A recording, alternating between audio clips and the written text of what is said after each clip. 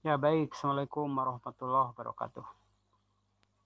Waalaikumsalam Waalaikumsalam warahmatullahi warahmatullahi wabarakatuh. Suara saya bagus ya, jelas ya. Jelas, Pak. Ya, baik. Seperti yang sudah saya sampaikan di grup, pertemuan virtual pada sesi ini, saya akan menjelaskan tentang latihan yang perusahaan dagang. Ini saya perlu bahas supaya makin memperjelas ya pemahaman Anda untuk kasus perusahaan dagang. Karena sebelumnya saya baru menjelaskan sepotong-sepotong ya. Sepotong-sepotong, harapannya nanti Anda memahami secara komprehensif. Nah ini Anda fokus saja ke monitor. Jadi kemarin saya sudah men-share soal seperti ini ya. Nah ada soal seperti ini sudah gabungan. Ini sudah tidak sepotong-sepotong lagi ya. Coba kita lihat. Perusahaan dagang PD laku keras berarti Anda bekerja di PD laku keras ya. Nah, kalau mau mencatat akuntansi itu harus jelas posisi Anda di mana begitu. Berarti posisi Anda di perusahaan ini. Memberikan sebagian data-data akuntansinya per 31 Desember ini gitu ya. Ada cash, ada piutang, ada barang dagangan dan seterusnya. Ini artinya kalau sudah ada angka-angka begini berarti perusahaan sudah berjalan begitu ya. Nah, ini abaikan saja dulu. Nah, terus lihat ke bawah. Data tambahan saldo piutang dagang sebesar 5 juta. Nah, Anda lihat. Di atas account receivable. Ini kan piutang ya. Account receivable, piutang, merchandise inventory persediaan barang dagangan, prepaid rent sewa dibayar di muka, supplies perlengkapan, equipment peralatan, account payable ini utang, kemudian Mrs. SIPA capital berarti modal, nona SIPA kan begitu. Nah, di sini ada account receivable piutang 5 juta. Ini ke siapa saja? Nah, piutang 5 juta terdiri pada piutang kepada toko pengkolan 3 juta, kepada toko pemungkas 2 juta. Saldo utang yang 4 juta nih, account payable. Ke siapa saja? Kepada PT Untung dan CP Unik. Nah, berarti ini ada rincian piutangnya ke siapa saja, rincian utangnya kepada siapa saja. Gitu kan ya. Nah,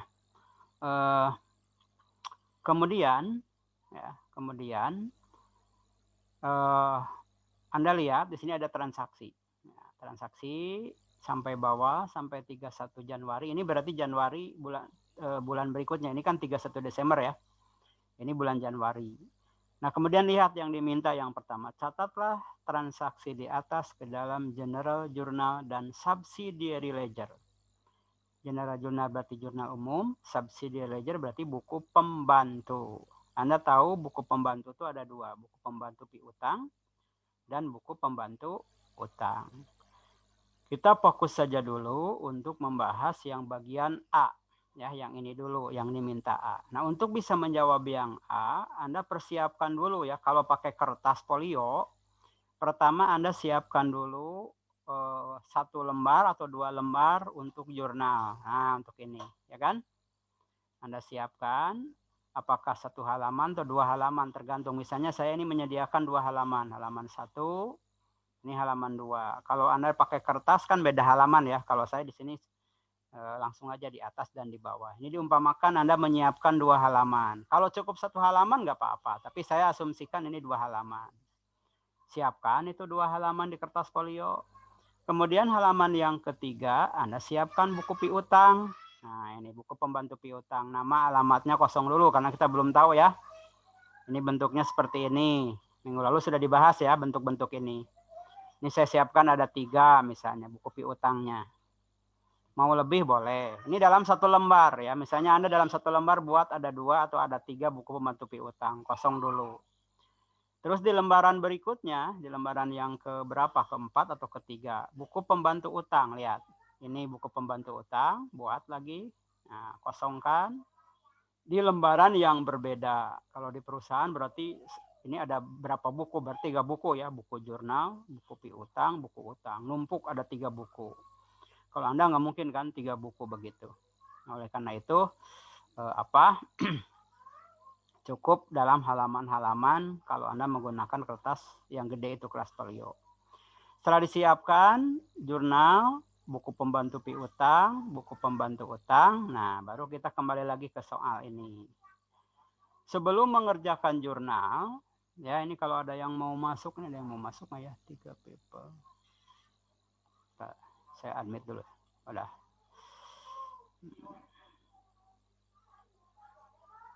Ada yang masuk ya. Oke, nah setelah Anda menyiapkan tadi, langkah yang kedua, lihat piutang ini ke siapa saja. Nah, Anda cek di soal. Misalnya piutang 5 juta, yaitu piutang ke toko pengkolan 3 juta, dan ke toko pamungkas berapa? 2 juta. Maka Anda masukkan dulu ke buku piutang. Nah, yang ini. Tadi ke toko pengkolan ya? Ke toko pengkolan, berarti Anda harus sudah menyiapkan ini nanti dalam pengerjaannya. Toko pengkolan, gitu kan? Misalnya di mana, karena di soalnya tidak disebutkan, misalnya di Bandung lah gitu ya, di Bandung. Nah, di Bandung. Nah, toko pengkolan sama apa tadi ya? Coba lihat lagi. Toko pengkolan dan toko pamungkas. Berarti di bawahnya toko pamungkas. Nah, di sini ya. Toko pamungkas. Ini cara mengerjakannya, sengaja saya langsung begini supaya Anda paham gitu ya, dipraktekannya. Kalau secara luring di kelas ini saya langsung praktekkan ya, menggunakan beberapa papan tulis begitu. Jadi Anda paham. Nah, tadi ke toko pengkolan berapa? Lihat lagi ke soal. Toko pengkolan 3 juta, toko pamungkas 2 juta. Diingat itu ya. Oke. 3 juta. Nah, toko pengkolan 3 juta. Tadi kan itu 31 Desember ya. Berarti Desember, di sini 31. 31. Oke. Kemudian sebutkan ininya adalah saldo begitu ya. Saldo. Aduh, ini enggak ada. Oke, saldo. Nah, itu. Tadi berapa? 3 juta. Karena saldo 3 juta, langsung aja ke sini 3 juta. Gitu kan? 3 juta. Piutang, simpannya saldonya di debit ya, kalau piutang itu. Kemudian tadi ke toko pamungkas, sama Anda kerjakan Januari 31 di sini. Desember ya, Desember 31. Sama di debit berapa? 2 juta. 2 juta ya. Oke, 2 juta.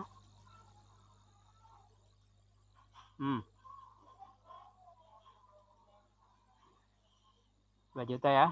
Nah, ini masih.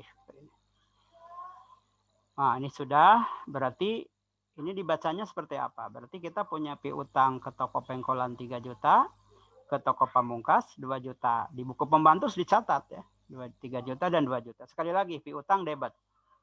Ya, piutang debit. Nah, kemudian lihat lagi ke soal. Utang berapa? Utang 4 juta. Terdiri pada utang kepada PT Untung dan CP Unik. Oke. PT Untung dan CP Unik. Berarti di sini PT Untung ya. PT Untung. Kemudian di bawah CP Unik. CP Unik. Alamatnya di soal kan tidak disebutkan, nggak apa-apa, nggak diisi juga. Itu kan? Oke, kita lihat.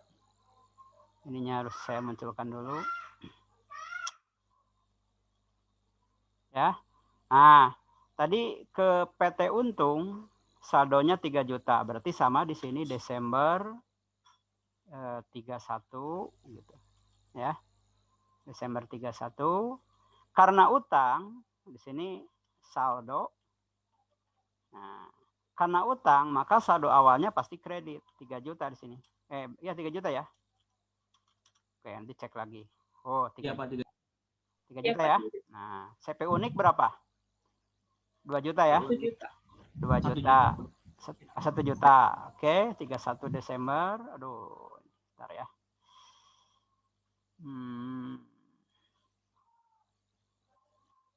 Nah, di sini 31 sama di sini pakai saldo ya. Saldo itu sisa ya. Jangan lupa utang itu di sebelah kredit awalnya. Selalu awalnya kredit. Berapa? 1 juta. Nah, gitu. Beres tuh. Ya, utang sudah. Nah, gitu kan. Karena ada 2 ya 2. Piutangnya ada 2 begitu. Kalau ada 4 Anda buat. Nah, setelah itu, setelah beres Anda membuat jurnal yang kosong seperti ini, buku piutang sudah diisi saldo-saldonya, buku utang sudah diisi saldo-saldonya, maka langkah selanjutnya adalah mengerjakan jurnal. Nah, yang ini, ya kan? Yang ini nih. Yang Januari 1 berarti ini tahun berikutnya. Kalau tadi 2018 berarti ini 2019 begitu. Ya, kalau nanti tiba-tiba mati, nanti dilanjutlah rekamannya. Ya, lihat. Dibayar, ini Januari 1, dibayar di muka sewa toko 1 tahun 10 juta. Tuh, membayar di muka untuk 1 tahun sewa, berarti ini toko belum punya nyewa ya. Di muka 1 tahun 10 juta. Berarti ini bayar lagi, mungkin yang sebelumnya sudah bayar, ini bayar berikutnya 10 juta. Nah, maka bagaimana jurnal kalau sewa untuk 1 tahun ya? Di sini Januari 1, ingat ini tahun berikutnya, bukan mundur ya. Tadi Desember nih, Januari tahun berikutnya. Karena bayar sewa di muka berarti karena untuk 1 tahun berarti prepaid rent. Prepaid rent itu sewa dibayar di muka. Nanti saya munculkan dulu ini. Oke. Nah, prepaid rent kalau pakai bahasa Indonesia sewa dibayar di muka. Karena dibayar berarti dengan apa? Cash. Kan begitu. Kasih keterangan, biasa ya. Keterangannya dibayar di muka misalnya. Sewa gitu. Atau dibayar sewa di muka boleh. Nah, seperti itu. Keterangannya pakai ini ya, kurung tutup, kurung muka, atau pakai beda warna boleh. Yang penting membedakan bahwa ini keterangan. Misalnya saya pakai beda warna, pakai warna merah. Nah, berapa tadi sewa dibayar di mukanya? Ada yang bisa lihat soalnya? Berapa? 10 juta ya? Oke, berarti Anda ketikkan di sini 10 juta. Nah, gitu. Nah, berarti ini belum dimunculkan. 10 juta. Ya. Oke. 10 juta. Kemudian ini juga 10 juta.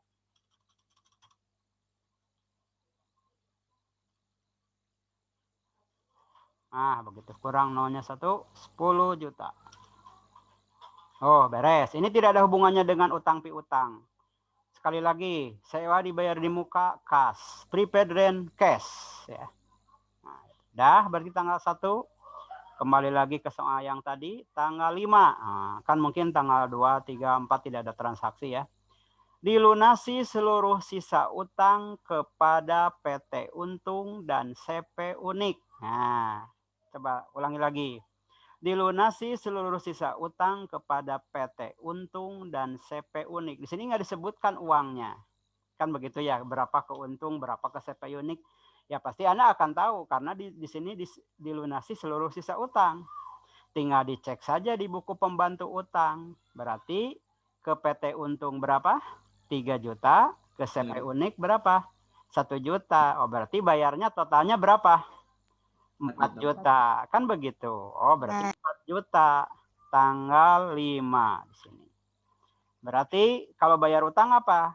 Debitnya utang. Account payable. Karena utangnya berkurang. Account payable itu utang ya. Utang usaha. Dengan apa? Dengan cash. Gitu kan? Berapa? Tadi Anda udah tahu. 4 juta. Di sini nggak usah dirinci 3 juta dan 1 juta. jurnal umum. Nah, 4 juta. Gitu kan? Nah, kasih keterangan di sini pelunasan utang misalnya begitu. Bebas ya keterangan itu, yang penting Anda paham maksudnya begitu. Misalnya saya kasih warna merah atau Anda pakai kurung muka kurung tutup. Kebetulan keyboard saya rusak jadi kurung muka kurung tutupnya nggak bisa. Aduh, ini kenapa rubah lagi ya? Nah, ini dibayar nih ya. Biar Anda nggak bingung, saya koreksi dulu, dibayar. Jadi bisa pakai kurung muka, kurung tutup. Saya pakai warna yang berbeda. Boleh begitu. Lihat, bayar utang 4 juta, berarti account payable cash. 4 juta itu ke siapa saja tadi? 3 juta ke siapa? PT Untung, yang 1 juta ke CP Unik. Berarti di sini Januari 1 kan bayar tuh. Di sini. Berarti ini keterangannya misalnya pelunasan. Gitu kan? Januari 5, Pak. Hah? Januari 5, Pak. Oh iya, sorry, Januari 5, betul. Januari 5. Iya, betul, Januari 5. Ya. Nah, karena melunasi berarti sekarang debit, jangan kredit ya. Kalau kredit kan nambah 3 juta. Begitu. Jadi utangnya jadi berapa sekarang? Oh, sorry. Di sini dulu 3 juta. Nah, di sini 3 jutanya ya. Salah. Saya hapus. Bukan di sini. Ini mas saldo. Berarti di sini berapa? 3 juta ya. Nah, di sebelah mana debit? Nah, 3 juta. Berarti utang sekarang berapa? Habis ya? Kosong. Mau ditulis 0 boleh? Enggak apa-apa. Begitu. Karena ini udah pasti kosong. Ini 3 juta. Kredit ini debit 3 juta. Berarti di sini kosong. Anda mau pakai angka 0 boleh. Siapa pakai angka 0 boleh gitu ya. Enggak juga enggak apa-apa. Ke CP Unik berapa? 1 juta. 5 Januari. Ya kan? 5 Januari. 5 Januari. Oke, 5 Januari. Sama di sini pelunasan. Berarti di sini debit 1 juta. Itu kan? 0 di sini. Udah habis. Itulah kegunaan buku pembantu utang. Jadi kalau diperiksa, ke PT Untung kita tidak punya utang, ke CP Unik juga tidak punya utang. Kan begitu. Lanjut lagi ke soal yang tadi. Tanggal berapa nih? 10. Nah, ini dibeli dengan syarat 210 N30 ya, dari PT Untung sebagai berikut. Nah, kalau ada syarat 210 N30 berarti belinya secara kredit. Kan begitu. Apa yang dibelinya? Di sini kebetulan membelinya diborong tuh, ada barang dagangan 14 juta, ada perlengkapan 1 juta, ada peralatan 2 juta. Ini 3 jenis hal yang berbeda. Ada barang dagangan, ada perlengkapan, ada peralatan. Kan begitu. Berarti nanti jurnalnya beda. Ingat, yang terpenting karena ada syarat, berarti ini utang. Utang ke siapa? Ke PT Untung. Kan begitu. Maka di sini, tadi Januari berapa? Saya lupa lagi. Januari 10. 10. Ya, Januari 10. Tadi yang dibeli pertama barang dagangan. Kalau yang dibeli barang dagangan, Anda ingat pakai purchases. Kalau pakai bahasa Indonesia, pembelian barang dagangan. Yang dibeli kedua apa tadi? Supply. Perlengkapan atau supply. Kalau pakai bahasa Indonesia, perlengkapan. Tadi yang ketiga apa? Equipment. Ya, equipment. Karena dibelinya secara kredit, berarti lawannya account payable. Ya kan? Utang. Begitu. Berarti tadi membeli berapa nih? Barang dagangan berapa? 14 juta. Berarti sini 14 juta. Ya. 14 juta. Begitu. Supplies-nya berapa? Tolong dilihat. 1 juta, Pak. 1 juta. Ya, 1 juta. Satu lagi, peralatan 2 juta, Pak. 2 juta. Nah, berarti utangnya berapa jumlah jamleh? 17 juta. Iya, 17 juta. Berarti di sini 17 juta. 17 juta. Tuh begitu. Gampang ya. Berarti kasih keterangan di sini pembelian kredit. Kenapa kredit? Karena ada syarat. Boleh ditulis syaratnya di sini. Pembelian kredit dengan syarat misalnya ya. Dengan syarat boleh Anda tulis. Ya, karena ini sempit saya nggak tulis. Biar ini biar kelihatan di monitornya. Nah, karena saya tidak pakai kurung, misalnya pakai warna yang berbeda. Begitu.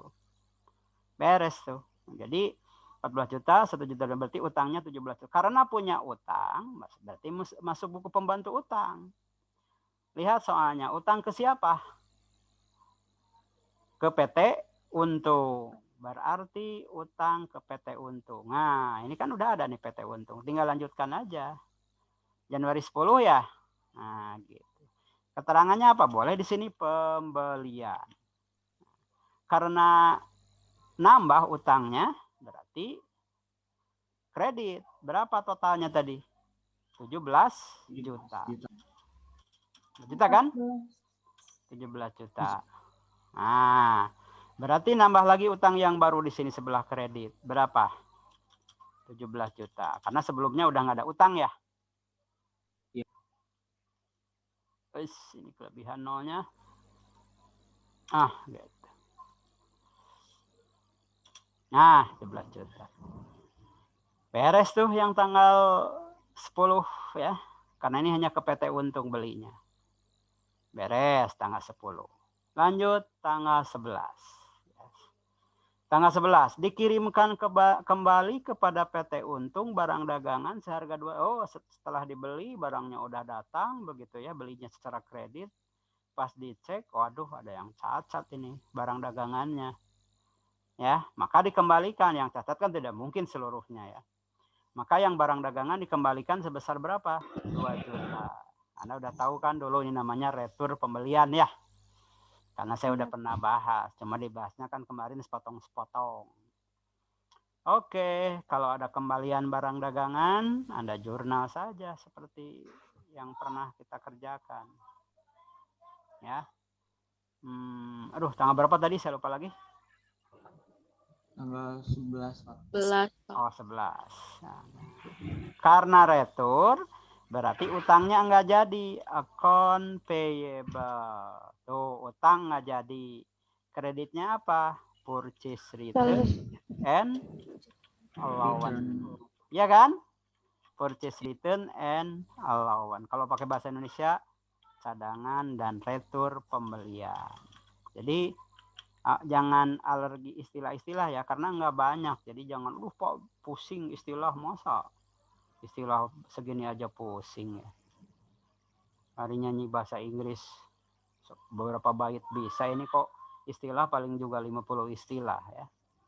Nah, di sini keterangannya retur pembelian. Gitu kan? Nah, saya ganti dulu warnanya. Retur pembelian. Lihat, berapa tadi yang dikembalikan? Hanya 2 juta ya, kalau tidak salah ya. Iya, 2 juta. 2 juta. Berarti di sini 2 juta. Oh, 2 juta. Jangan lupa, karena utang kita nggak jadi 2 juta, berarti utang kita berkurang. Ke siapa tadi? Ke PT Untung. Berarti utang ke PT Untung berkurang. Tanggal 11. Di sini Anda tulis retur misalnya ya. Mau diperpanjang boleh, retur pembelian begitu ya. Retur pembelian. Oke, kita lihat. Nah, retur pembelian, ini saya lebarkan dulu.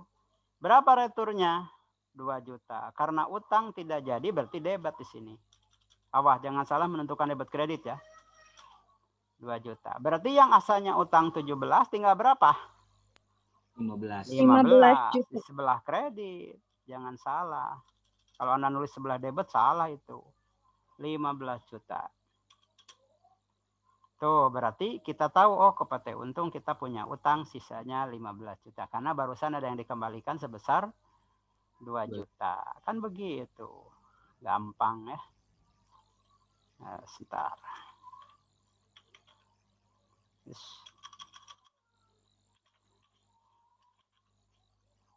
Beres tuh jurnalnya. Kemudian soal berikutnya. Tanggal berapa nih? 15. Nah, baru sekarang menjual. Dijual tunai barang dagangan 20 juta. Namanya juga perusahaan dagang. Ada beli, pasti ada jual. Dijual tunai barang dagangan berapa? 20 juta. Kalau tunai kan gampang ya. Aduh, tanggal berapa saya lupa lagi. 15. 15. Menjual, ingat, karena jualnya tunai pasti debitnya kas. Karena yang dijualnya barang dagangan sales, ya. Pakai bahasa Indonesia, kas penjualan barang dagangan. Tadi 20 juta ya, 20 juta. Oke, 20 juta nih. Oh, 20 juta. Kasih keterangan penjualan tunai misalnya. Itu kan gampang. Nah, supaya tidak tertukar dengan jurnalnya, saya kasih beda warnanya. Karena tunai, maka tidak harus masuk buku pembantu.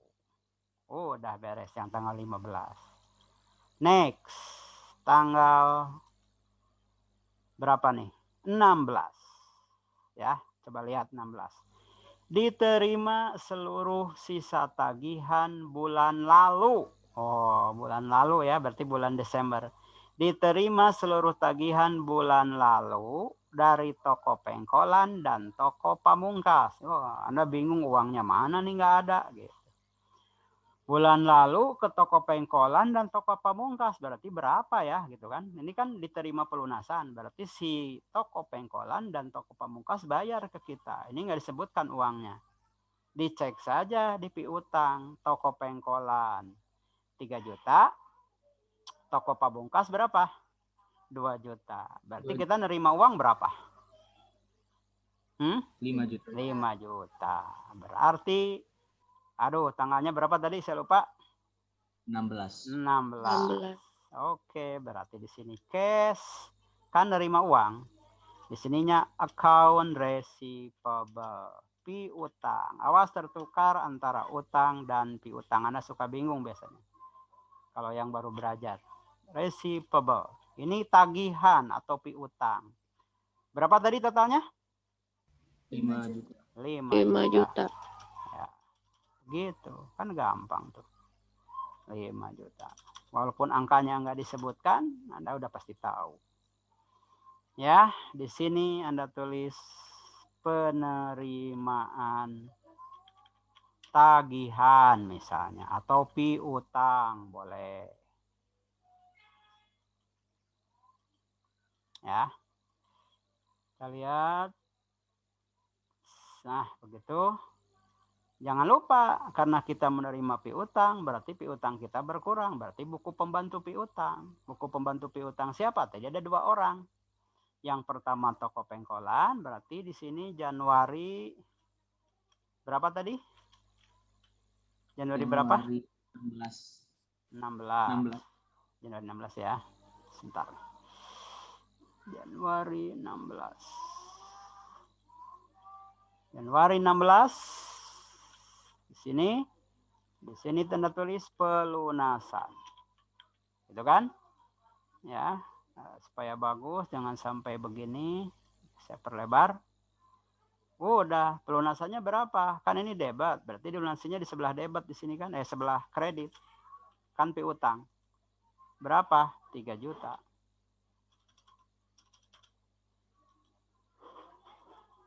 Gitu kan? Berarti berapa utangnya? 0. Bolehlah ditulis 0 begitu. Enggak juga enggak apa-apa. Satu lagi ke Januari 16. Gitu kan? Januari 16.